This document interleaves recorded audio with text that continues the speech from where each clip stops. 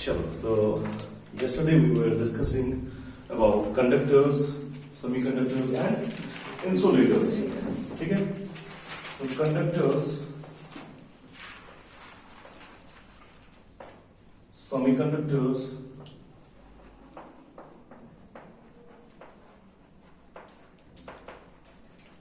and insulators.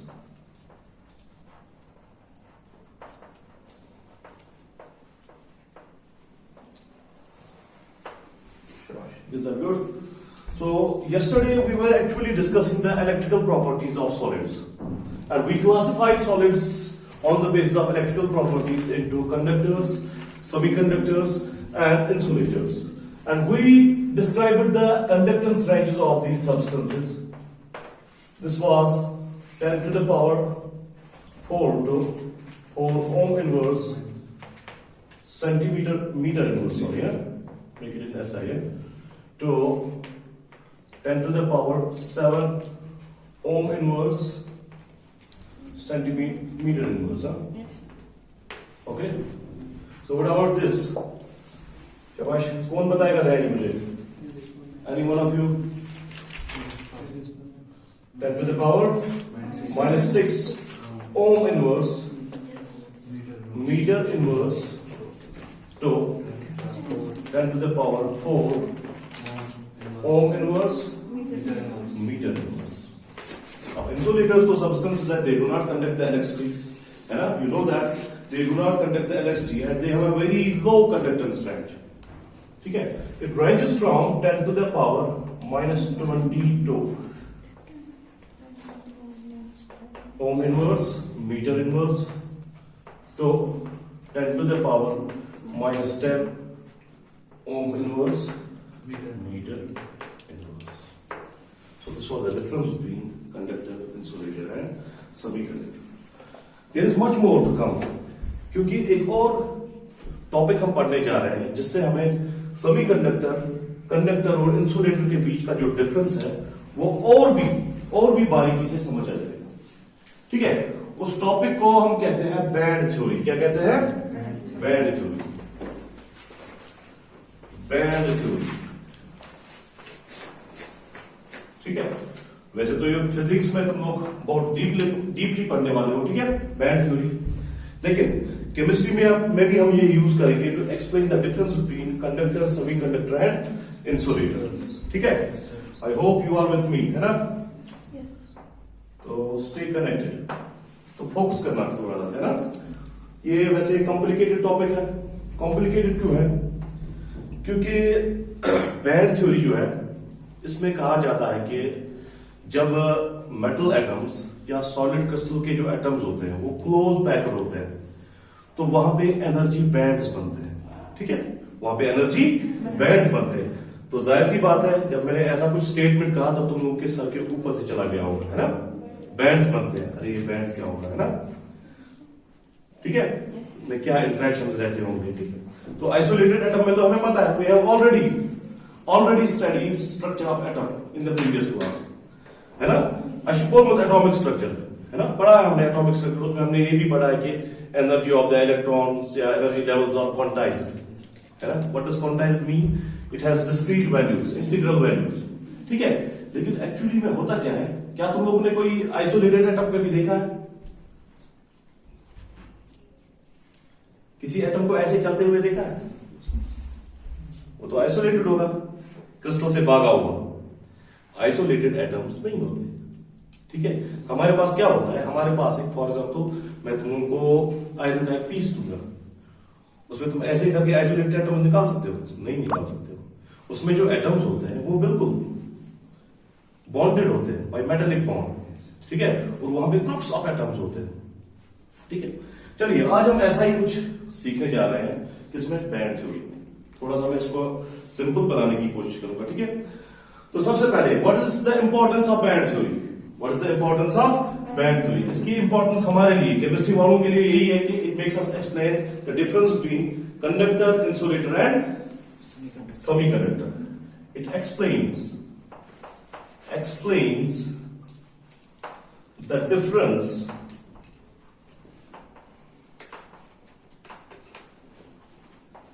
between, ठीक है, between conductors, semiconductors and insulators, and insulators. चलिए, सबसे पहले जैसा कि मैं हर थ्योरी के पहले बताता हूं, basic idea of the theory, है ना। हर थ्योरी का एक बेसिक आइडिया होता है, यानी कि किस चीज पे बेसिक है थ्योरी।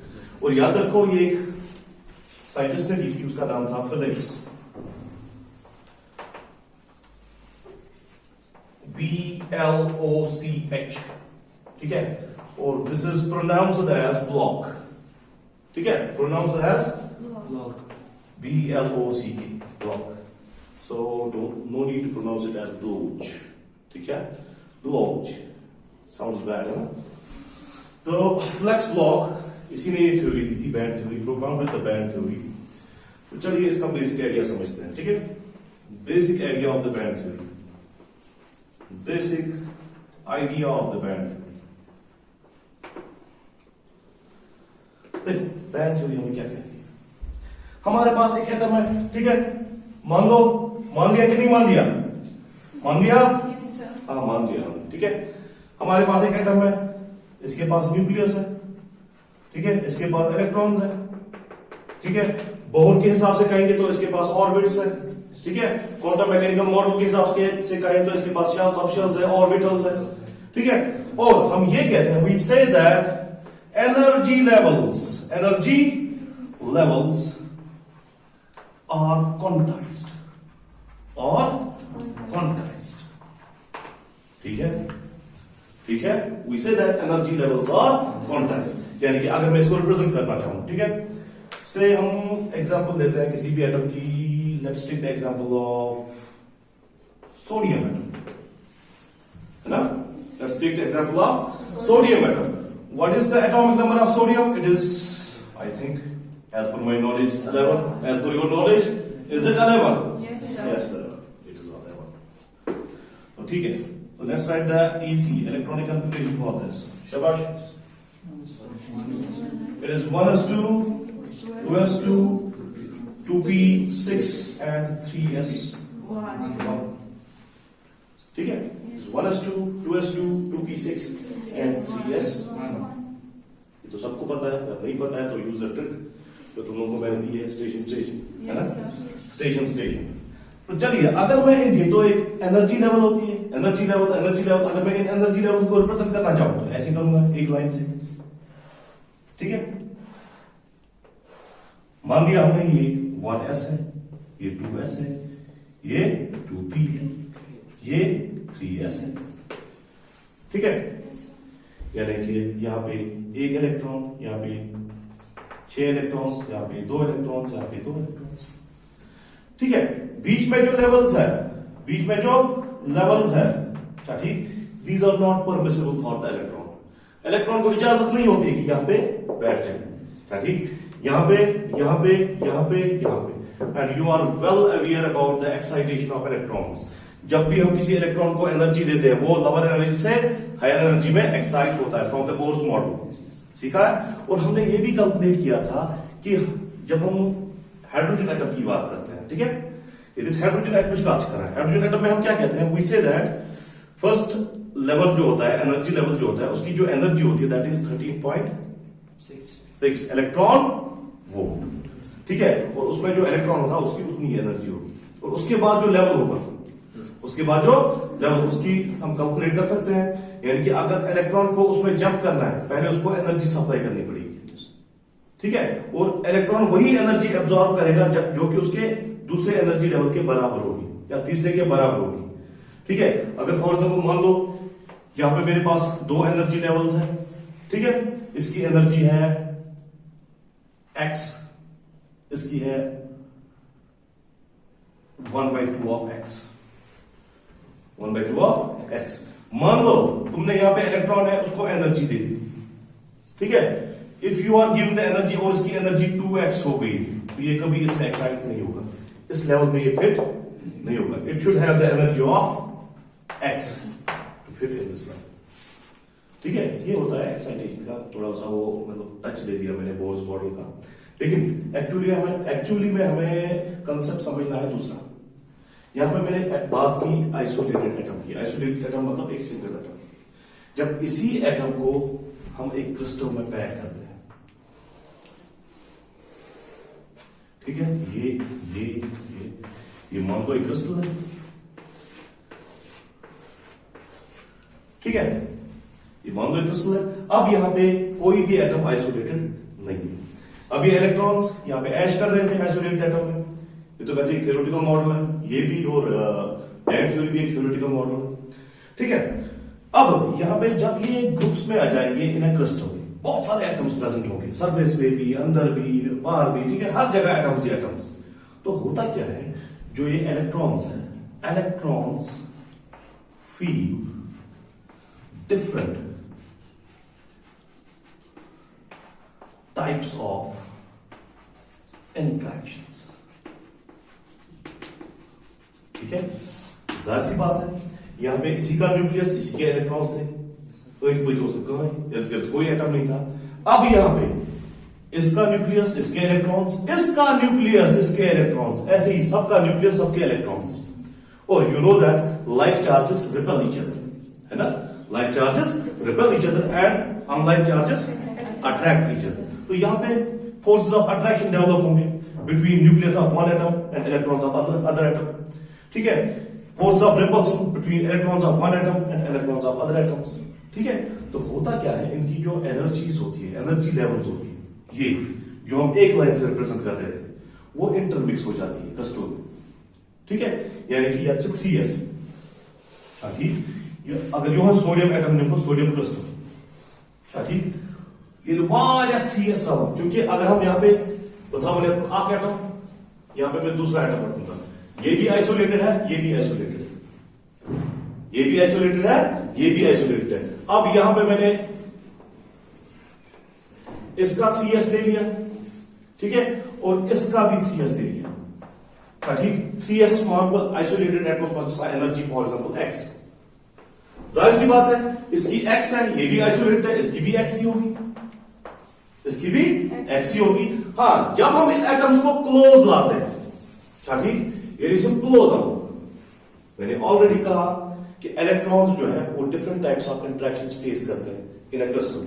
जब इसको क्लोज लाते हैं due to force of attraction and repulsion, ये जो इसकी अगर x होगी, इसकी x से थोड़ी कम होगी या ज्यादा होगी ड्यू टू अट्रैक्शंस और रिपल्शंस, अट्रैक्शंस और रिपल्शंस। ये तो दो एटम्स की बात है, जब हजारों करोड़ों एटम्स होंगे वहां पे क्या होगा, ठीक। यानी कि इन दो 3s को हम कैसे रिप्रेजेंट कर सकते हैं, ऐसे एक लाइन, दो लाइन, ठीक। यानी कि these are the energy levels of 3s energy levels.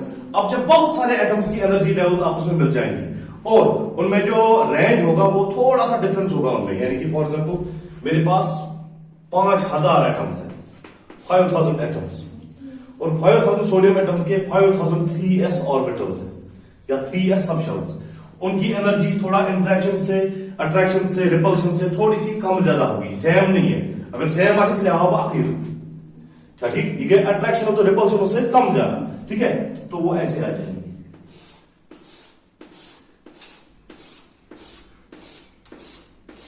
ठीक है।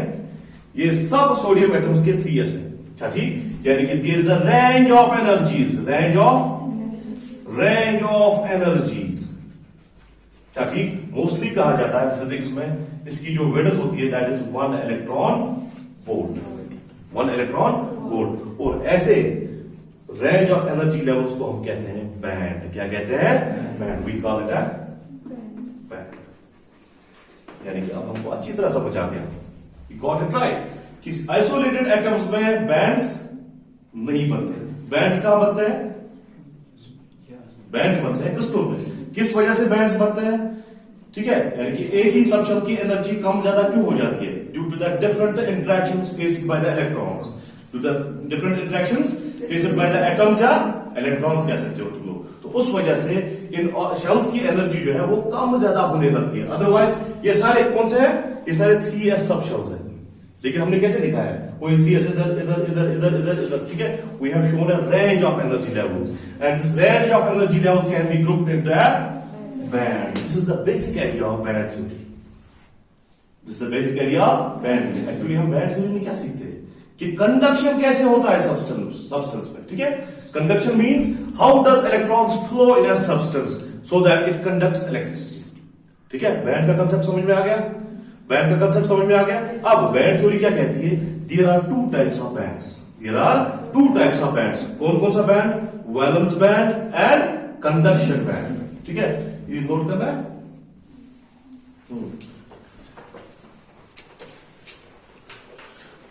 शाबाश, थोड़ा सा नोट कर लो जल्दी. ये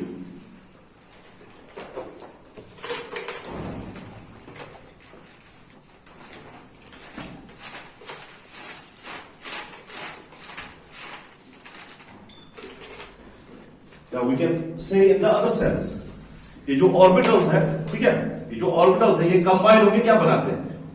When two atomic orbitals combine, what do they form?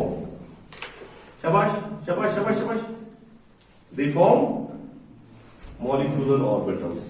हम ये भी कह सकते हैं कि एक molecular orbital का एक रेंज है, ठीक है, according to molecular orbital theory.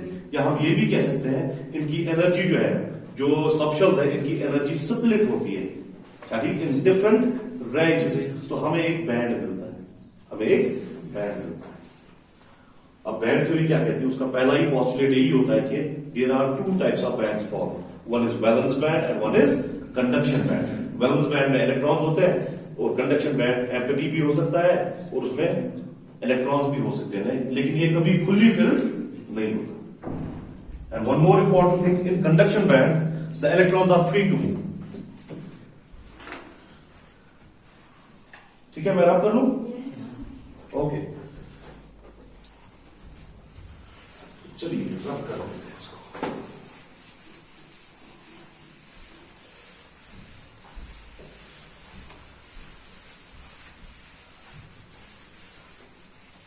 और याद रहे, एनर्जीज आर स्टिल क्वांटाइज्ड, ठीक, क्वांटाइजेशन ब्रेक नहीं होती है.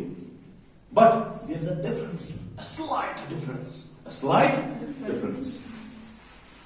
इतनी स्लाइट डिफरेंस के जो ये रेंज दिखता है, मतलब सबशेल्स का, ये बिल्कुल एक कंटिन्यूअस लगता है, एक कंटिन्यूम एग्जिबिट करता है. That's called a band.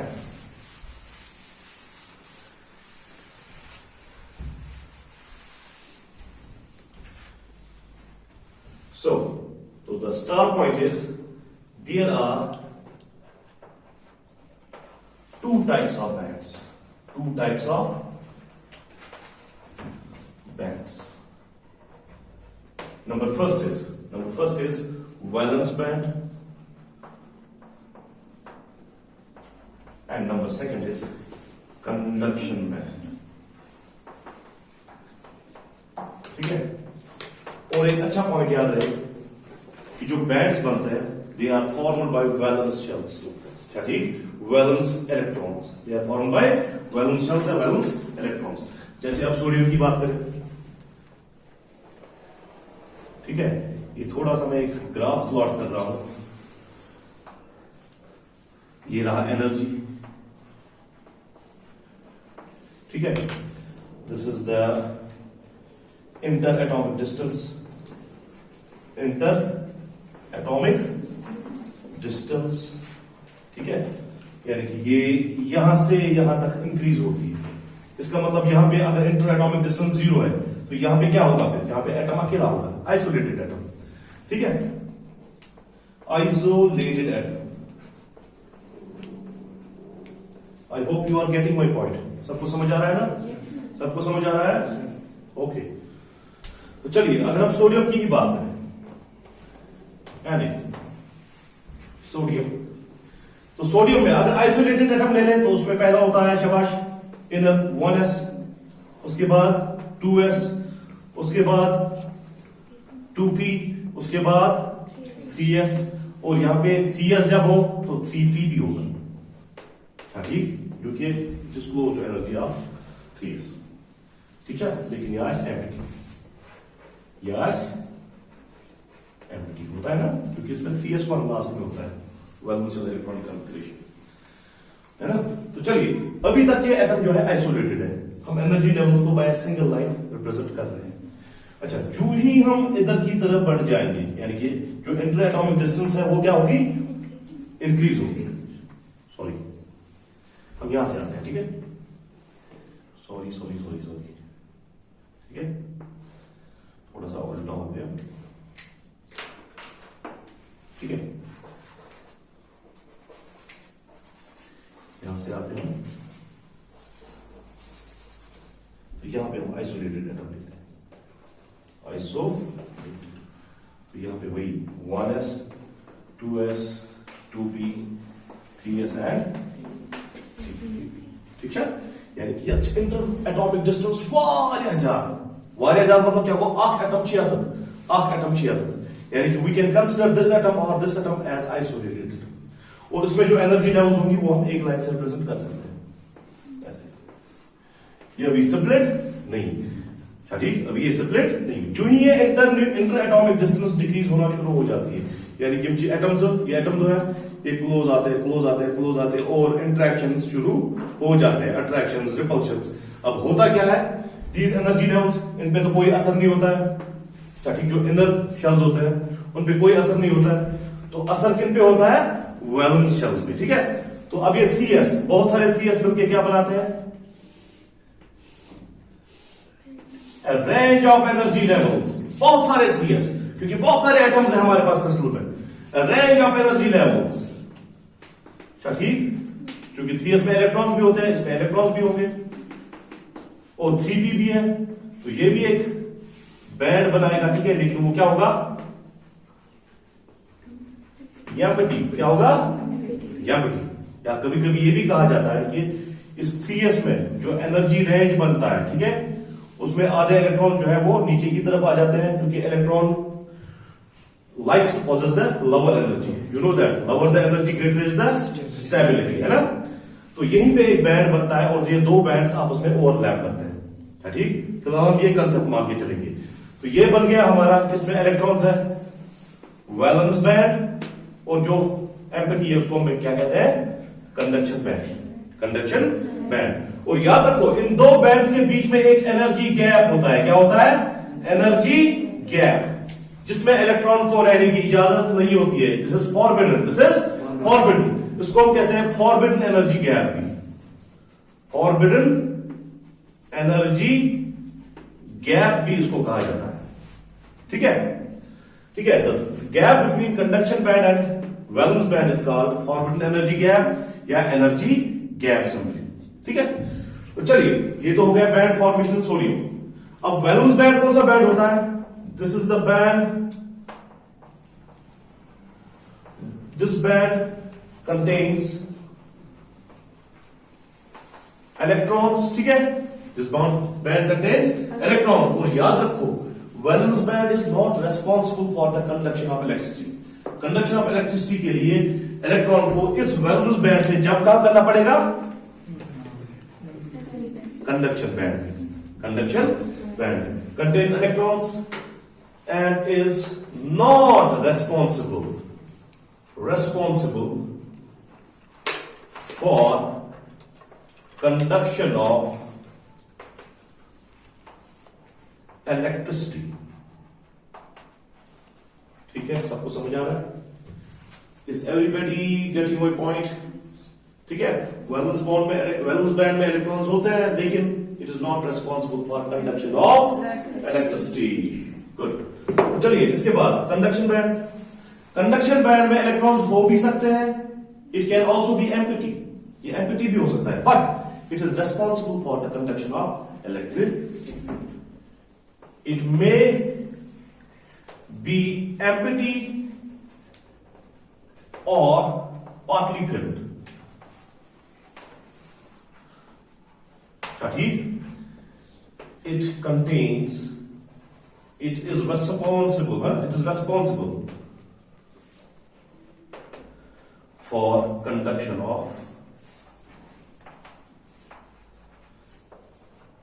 electricity, शाबाश, जरा कॉमन सेंस यूज करते हैं, शाबाश, common sense which is not so common.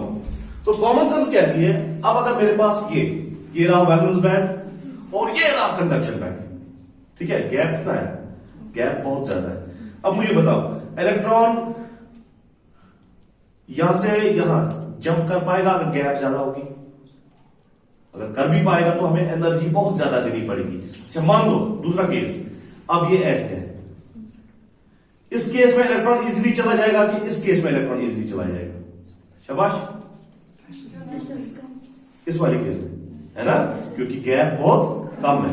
तो याद रखो, जब भी किसी सब्सटेंस में ये गैप बहुत ज्यादा कम होता है, ठीक, बहुत ज्यादा कम होता है कि इलेक्ट्रॉन किसी भी ऑर्डिनरी टेम्परेचर पे कंडक्शन वैलेंस बैंड से कंडक्शन बैंड में जंप कर पाए, ठीक, उस सब्सटेंस को हम कहते हैं ये एक एफिशिएंट कंडक्टर है। इसका मतलब ये हुआ, यू कैन नाउ इजीली जज कि इंसुलेटर में अगर हम ये डायग्राम बनाना चाहिए, valence band and conduction band, gap कितनी होगी? वेरी गुड, बहुत ज्यादा। ठीक है, और सेमीकंडक्टर में गैप थोड़ी सी कम होगी, ओवरलैप तो नहीं होगा लेकिन थोड़ी सी कम होगी। ठीक है, तो उस वजह से अगर हम इलेक्ट्रॉन को थोड़ी सी एनर्जी देंगे, ठीक, जैसे हम इंट्रिंसिक सेमीकंडक्टर्स की बात करते हैं, इंट्रिंसिक सेमीकंडक्टर्स को जब हम थोड़ी सी एनर्जी देते हैं, heat energy, they conduct electricity, वो हीट एनर्जी हम देते हैं तो ये बैंड गैप जो है ये ओवरकम होकर इलेक्ट्रॉन जंप करता है कहां? Conduction band. ठीक है, तो आई होप कि ये बैंड्स का कंसेप्ट समझ में आ गया, समझ में आ गया। चलिए अब हम डिफाइन करते हैं कंडक्टर, इंसुलेटर और सेमीकंडक्टर को on the basis of band theory.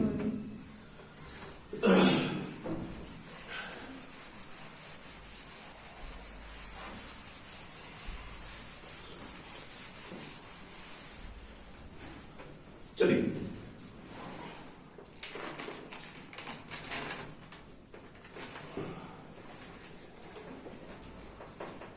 definition of conductor, insulator and semiconductor on the basis of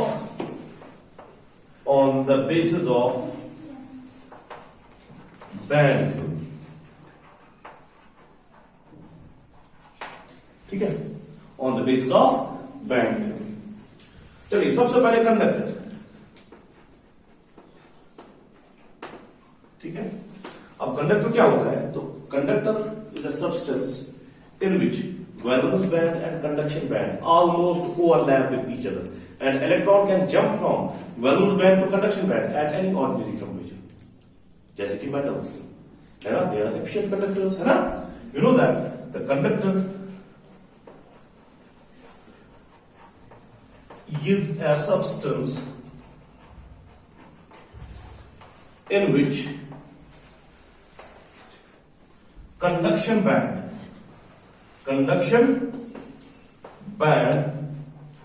and valence band almost overlap, यानी कि बैंड गैप बिल्कुल जीरो के बराबर होती है, और जीरो के बराबर नहीं, ऑलमोस्ट जीरो के बराबर होती है, ऑलमोस्ट ओवरलैप। ठीक है, एक्चुअली इस टॉपिक को कॉम्प्लिकेट कौन चीज बनाती है?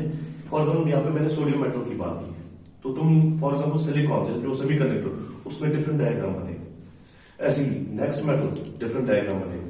तो मैंने एक जनरलाइज्ड फैक्ट यहां पे बनाया कि दो बैंड्स होते हैं, वैलेंस बैंड और कंडक्शन बैंड। ठीक है, ऑलमोस्ट ओवरलैप, ठीक, and electron can jump from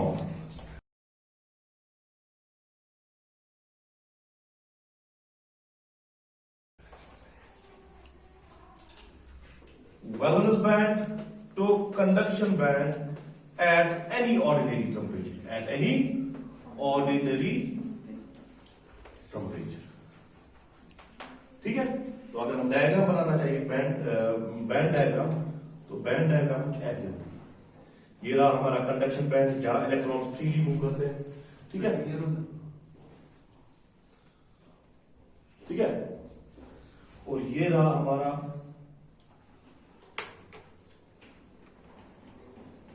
valence band. ठीक है, दे आर ऑलमोस्ट ओवरलैप। ठीक है, तो electron can easily jump from valence band to conduction band. ठीक है, यानी कि जो गैप होता है FEG, forbidden energy gap, it is very very small. ठीक है, चलिए अब semiconductor.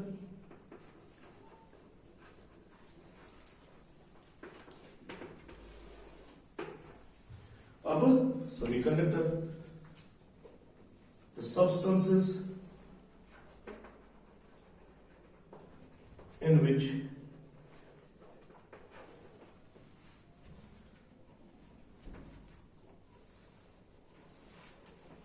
the VB and CB do not overlap,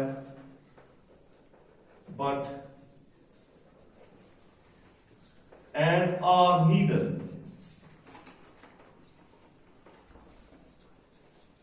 too far apart, यानी कि ज्यादा डिस्टेंस भी नहीं होती है उनके बीच में। ठीक है, ज्यादा डिस्टेंस भी नहीं होती है। Thus on increasing the temperature,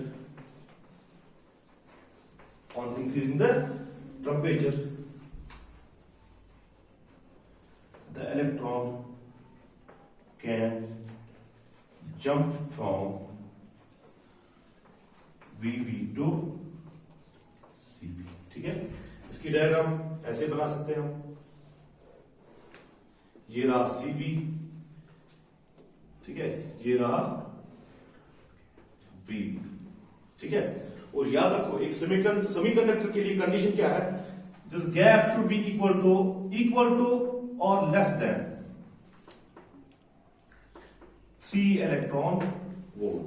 अगर इससे ज्यादा है तो इलेक्ट्रॉन जंप नहीं करेगा, even if you increase the temperature. ठीक है, तो ये रहा सेमीकंडक्टर के लिए। आई होप कि इंसुलेटर के लिए तुम खुद बना सकते हो कि नहीं बना सकते हो।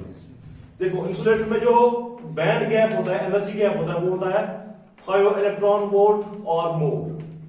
याद रखो जब भी ये बैंड गैप या एनर्जी गैप 5 इलेक्ट्रॉन वोल्ट और मोर का होगा, the substance will behave as an insulator. ठीक है, आई होप कि बैंड थ्योरी समझ आ गई सबको समझ आ गई?